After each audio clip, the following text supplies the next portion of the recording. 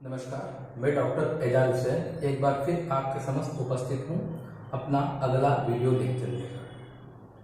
आज के video lecture में हम भारत के सबसे विश्वसनीय पड़ोसी देश भूटान पर बात करेंगे। जो भूटान, नेपाल जैसे पड़ोसी देशों के विषय में जानकारियाँ दे रहा हूँ, यह आपके लिए बहुत सरल रूप से भारत व चीन के सीमा विवाद को समझने के लिए महत्वपूर्ण सिद्ध होगा। और वर्तमान में यूपीएससी हो या पीएससी हो, ऐसे विषय परीक्षाओं में प्री व मुख्य पेपर में बहुत अधिक पूछे जाते हैं। बच्चों को लगता है कि ये करंट से पूछ लिया है, परंतु ऐसे विषय हाथों हाथ किसी बुक में नहीं छप जाते हैं। इसलिए वर्तमान परीक्षाओं में करंट का दायरा बढ़ता जा रहा है। इसलिए हम किसी भी करंट की उन सारी समस्याओं को पूर्ण रूप से समझने का प्रयास करेंगे, ताकि आगामी परीक्षाओं में हमें करंट से भी कोई प्रश्न गलत ना हो। जैसा कि कल न्यूज में आपने देखा और आज पेपर में भी आ चुका है कि पीएससी मध्य प्रदेश 2020 में कोई भी परीक्षा नहीं लेगा। ये विद्यार्थियों के लिए बड़ी सुखद खबर है। इसके पीछे कारण यह है कि इस कोरोना काल में हम लोग बहुत अधिक तनावपूर्ण जीवन जी रहे हैं, यानी कि उस सामान्य जीवन में हम नहीं हैं जो हम जीते आए हैं।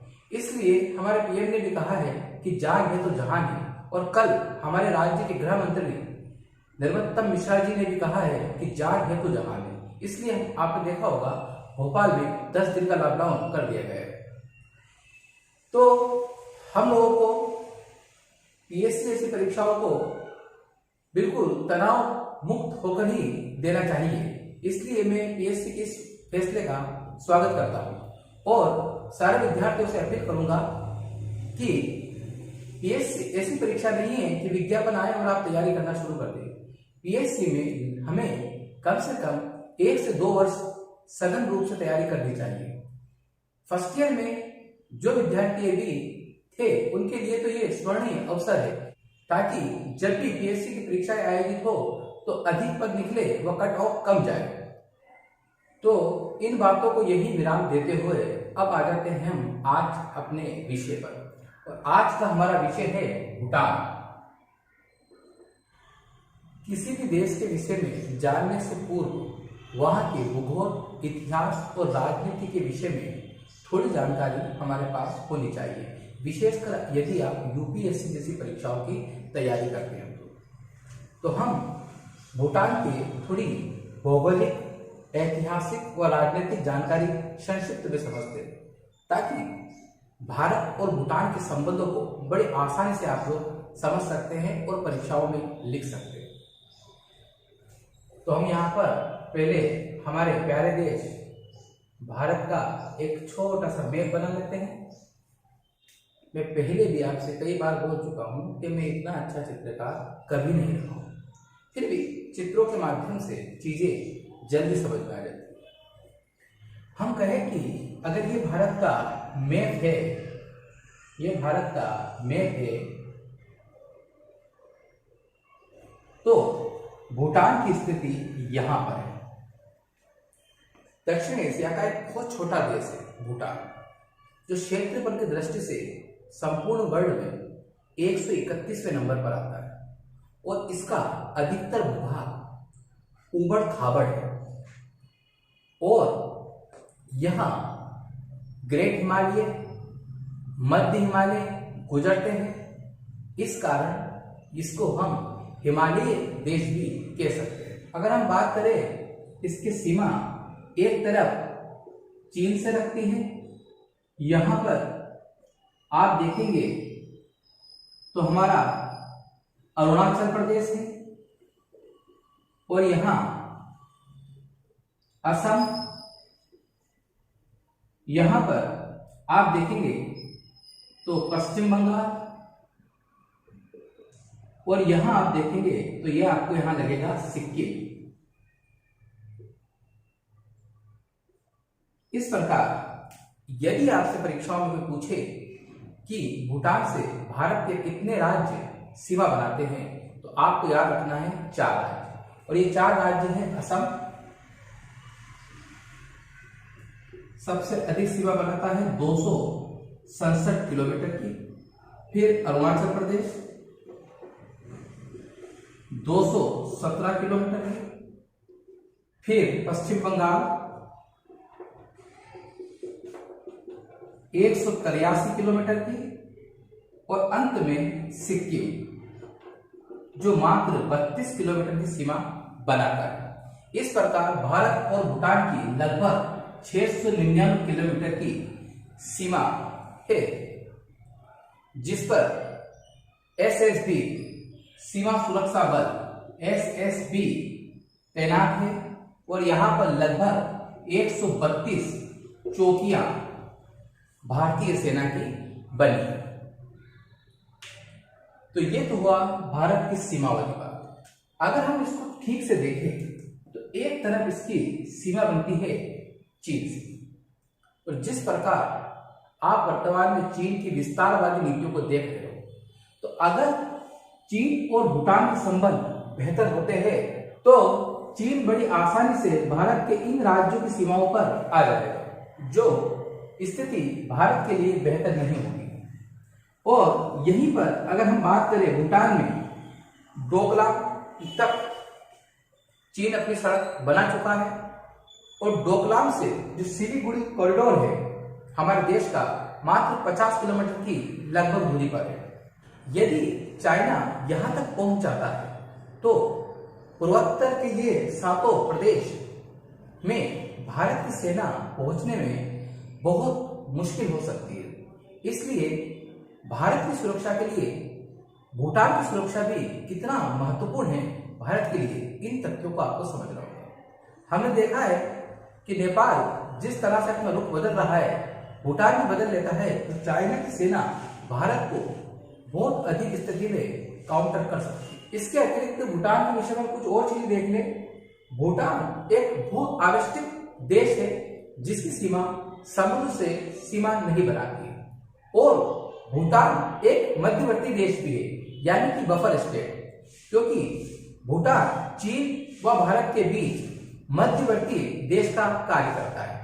ऐसे भारत के 2 बफर स्टेट या मध्यवर्ती देश है, नेपाल और भूटान, जो चाइना और भारत के बीच में कड़ी का कार्य करते हैं। इसके अतिरिक्त भूटान में मात्र 20 जिले हैं, और यहाँ की राजधानी थिम्पू है, और ये सबसे बड़ा शहर भी और सबसे बड़ा आबादी वाला क्षेत्र भी।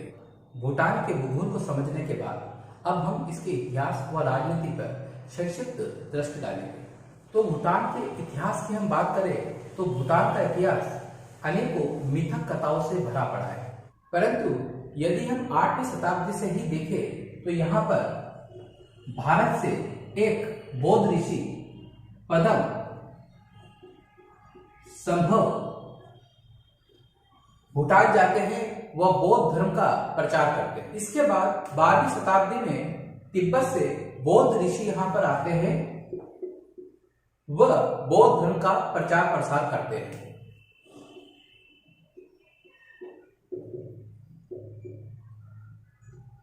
बौद्ध मुनि लिख देते हैं। फिर 17वीं शताब्दी तक बौद्ध धर्म को भूटान में अंगीकृत कर लिया जाता है, और वर्तमान में भूटान एक बौद्ध राष्ट्र है। जैसे पाकिस्तान एक इस्लामिक राष्ट्र है, वैसे ही भूटान एक बौद्धिक राष्ट्र है। आगे चलकर हम देखते हैं जिस प्रकार अंग्रेजों ने संपूर्ण एशिया पर अपना अधिकार जमाया, उसी कड़ी में अंग्रेजों ने भूटान पर भी आक्रमण किया। वह भूटान के लोगों ने उनका विरोध किया, वह एक संधि इनके मध्य हुई, जिससे भूटान को एक देशी रियासत बनाकर अंग्रेजों ने छोड़ दिया। तो जिस संधि से अंग्रेजों व भूटान के मध्य युद्ध विराम हुआ उसका नाम है सिंध-चुलू संधि, जो 1865 में हुई। इस संधि में कहा गया कि भूटान के लोग अंग्रेजों को वार्षिक रूप से कुछ पैसा दे देंगे, और बदले में अंग्रेज भूटान के आंतरिक मामले में हस्तक्षेप ना करे। तो अंग्रेजों ने कभी भूटान के आंतरिक मामलों में हस्तक्षेप नहीं किया। इसलिए एक महत्वपूर्ण प्रश्न यहां से बन जाता है कि दक्षिण एशिया का वो कौन सा देश है जो कभी अंग्रेजों का उपनिवेशी नहीं रहा। तो याद रखिएगा वो भूटान है। भूटान कभी भी अंग्रेजों का उपनिवेश में नहीं रहा। इसके बाद 1947 में भारत आजाद हो जाता है। वह भारत भूटान के बीच में एक ऐतिहासिक समझौता होता है 1949 में। 1949 में भारत भूटान मैत्री संधि होती है जो आज तक चल रही है। भूटान के इतिहास को समझने के बाद अब हम प्रयास करेंगे भूटान की राज व्यवस्था को समझने की। अगर हम भूटान की राज व्यवस्था को समझे तो वर्ष 1907 में यहां पर एक राजवंश की स्थापना होती है, शाही राजवंश की स्थापना होती है, जिसका नाम है नामग्याल वंश, जो 1907 से 2006 तक भूटान पर शासन करता है। आज भी यह वंश भूटान पर अप्रत्यक्ष रूप से अपना शासन करता है।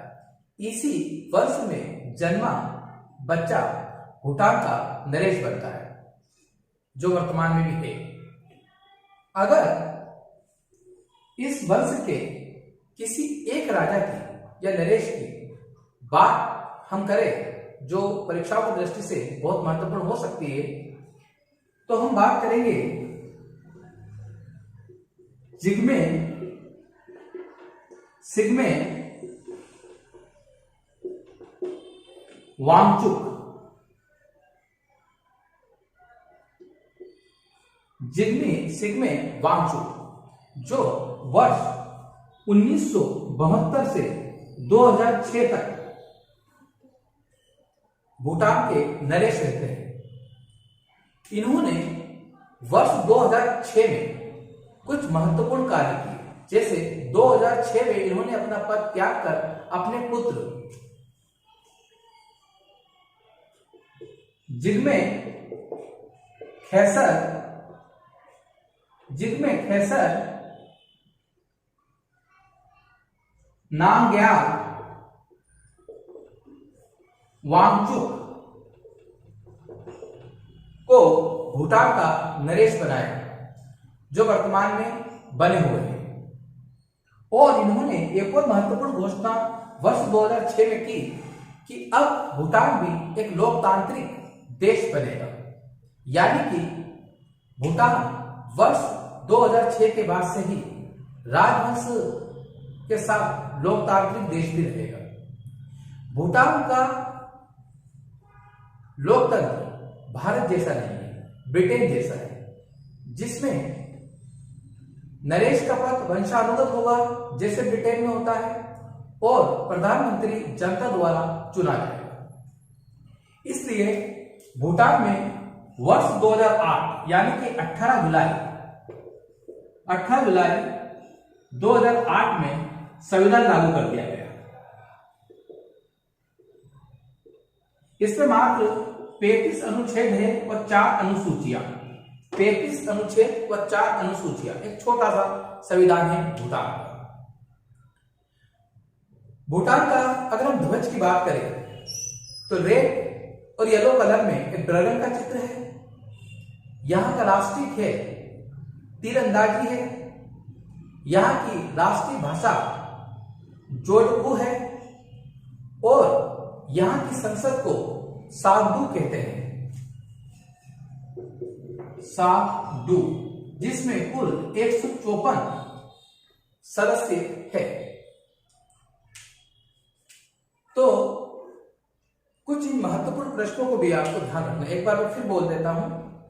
यहाँ की राष्ट्रीय भाषा जोडखा है। यहाँ का राष्ट्रीय खेल तीरंदाजी है।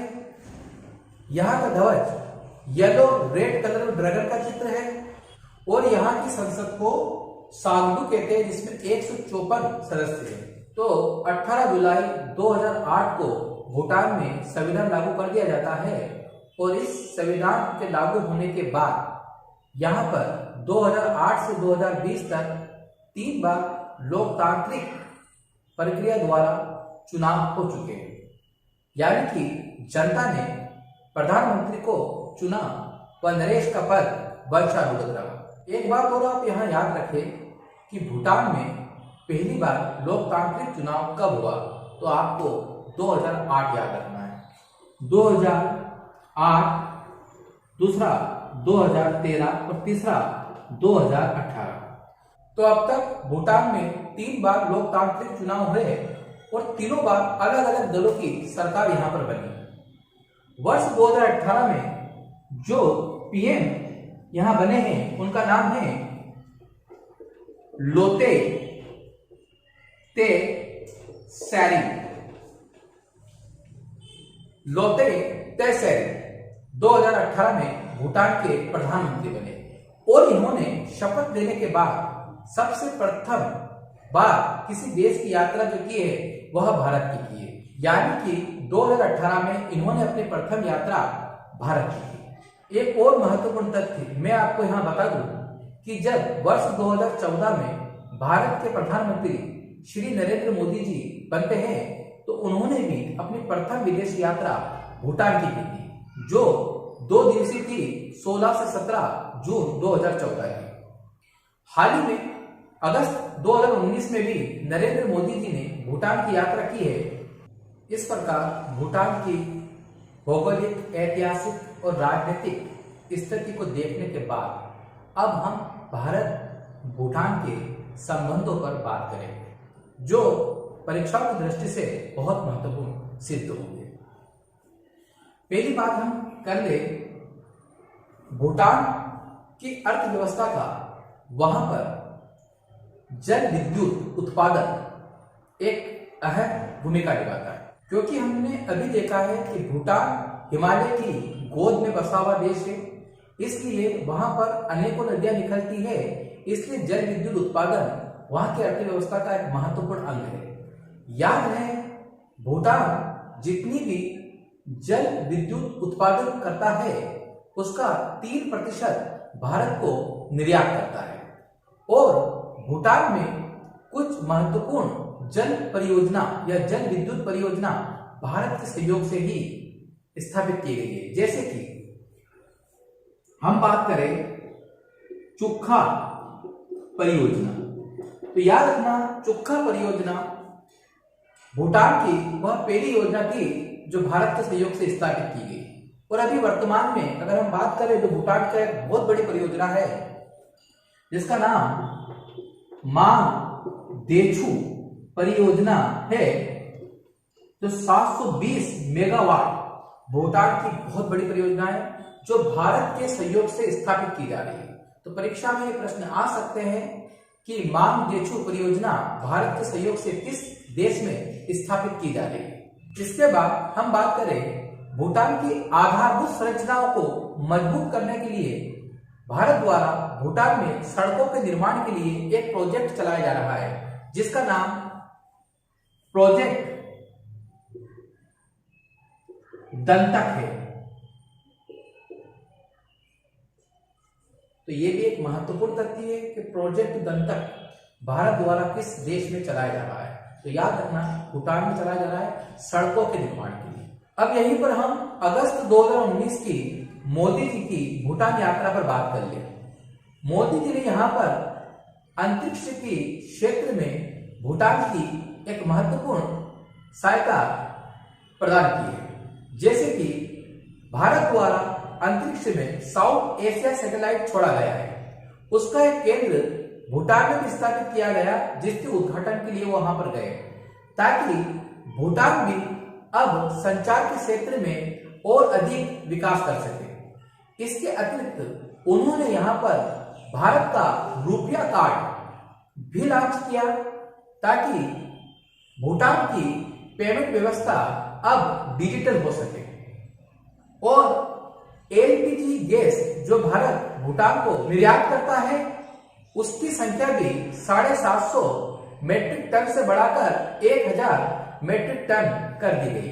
इसके अतिरिक्त भूटान सरकार को भारत सरकार ने वहां की 12वीं पंचवर्षीय योजना में 4500 करोड़ रुपए प्रदान किए और भारत भूटान संतुलित रूप से मिलकर सदैव चीन की नीतियों का विरोध करते हैं।